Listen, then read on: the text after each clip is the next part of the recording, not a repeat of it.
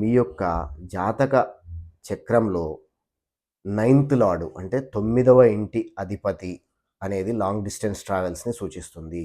9వ ఇంటి అధిపతి నుంచి 4థ్ హౌస్ అంటే 4గో ఇంట్లో మీ యొక్క సొంత హౌసు.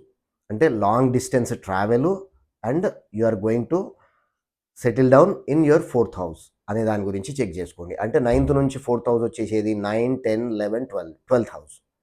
అయితే మీరు మీ యొక్క బర్త్ చార్ట్‌ని అనలైజ్ చేసుకునేటప్పుడు 9థ్ లార్డ్ వచ్చేసి 12థ్ హౌస్‌లో ఉన్నా గాని, 12థ్ లార్డ్ వచ్చేసి 9థ్ హౌస్‌లో ఉన్నా గాని, వాళ్ళిద్దరి మధ్యన పరివర్తన ఉన్నా గాని, మీకు ఫారెన్ సెటిల్మెంట్ అనేది ఖచ్చితంగా రావడం జరుగుతుందండి. అదే గాకుండా 12థ్ లార్డ్ 12వ ఇంటి అధిపతి వచ్చేసి మీ యొక్క లగ్నంలో ఉన్నా గాని, మీకు ఫారెన్ సెటిల్మెంట్ అనేది జరగడం జరుగుతుంది. కానీ ఇది ఎంతవరకు జరుగుతుంది, ఎంతవరకు జరగదు అన్నదానికి మళ్ళీ పర్మిటేషన్స్ అండ్ కాంబినేషన్స్ కూడా చెక్ కోవాల్సి ఉంటుంది. కానీ ఖచ్చితంగా ఫారెన్ సెటిల్మెంట్ జరుగుతది అనుకుంటే మాత్రము మీరు ముఖ్యంగా మీ యొక్క బర్త్ చార్ట్‌లో ఒక్కొక్క ఇంటికి ఎంత అష్టకవర్గ స్కోర్ ఉంటుంది అనేది చెక్ చేసుకోండి.